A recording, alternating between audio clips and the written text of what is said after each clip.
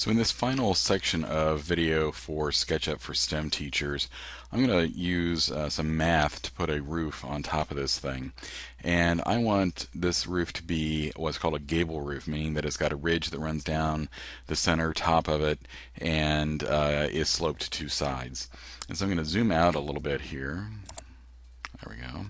Zoom out, and I'm going to pan this thing or orbit this thing around to where I'm looking at just the end of my building here. And I'm going to use a tool that we haven't used before, which is our Protractor. And I'm going to click on the Protractor over in the toolbar, and it's now on my cursor. And what I want is a roof that has a 30-degree slope as opposed to this horizontal top of my wall. So the way that I'm going to do that is with my Protractor. I'm going to click on the intersection here, this endpoint of this line, and now my protractor is kind of locked in place, but it will rotate. So my next click has to be on this horizontal line because that's my reference point.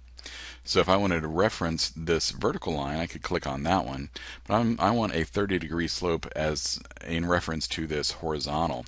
So I click on that to select that as my reference, and now notice when I move my cursor, it's a dashed line that's now rotating, and my protractor is completely fixed in place.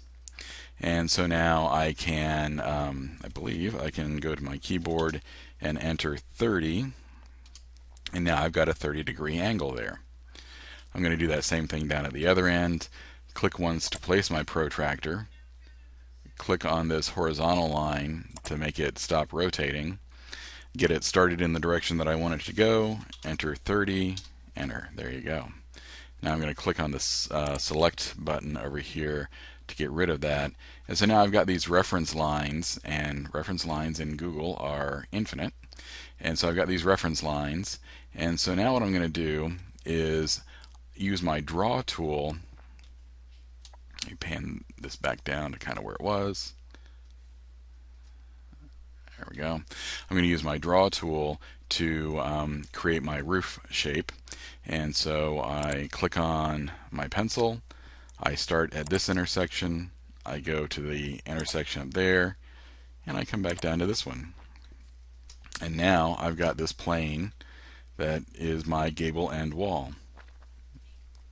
I'm going to zoom out a little bit, orbit down a little bit, pan over a little bit, and now just to make things clear, I'm going to get rid of my reference lines. So I click the eraser and I erase those two lines. Now I've got my gable end wall, so I'm going to use this push-pull tool again and pull this guy down to the other end. If I hover over that edge, it'll snap to the edge. And there I go. I now have a gable roof on this thing. If I wanted to give it some thickness, make it look a little bit more realistic, I could do that. Use this push-pull again, and this time I'm going to pull this up 8 inches. And I'm going to go over here, and I'm going to do that same thing on this side. Up 8 inches. Now, to make overhangs, little trick here, I'm going to use my draw tool. I'm going to draw from that intersection to this intersection, that intersection to that intersection. And I'm going to go down to the other end of this structure and do that same thing. That intersection to that one to that one. Now I've got this canyon going on here in the middle of my roof. I'm going to angle this guy up to where I'm looking at this V. Oops, too far. Looking at this V, and I want to fill this V in. So I'm going to make a line that goes straight up, because one of the things that I can do is use that blue line. And now, if I go down here and I grab this endpoint, and if I go relatively slowly as I leave that endpoint, the line turns purple. If I'm extending that line, my line that I'm drawing with becomes purple, and I click there. Go over here and do that same thing. Get a purple line. There you go. Now I'm going to erase my extra lines there and there. And now I'm going to do that same thing where I pulled my gable end from end to end to make a solid roof. I'm going to do that same thing where I use my push-pull tool, grab that shape, and take it all the way down to the other end, let it snap to the edge. Now I've got lots of extra lines now.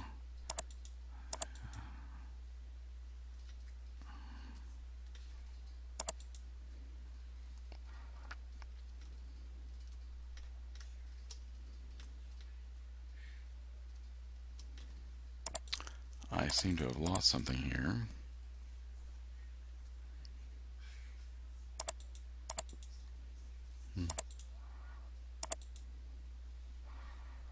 Well, that was weird. I'm not sure exactly what happened there. Let's go back down to the other end here and do some erasing there. And so now my roof is all one thing.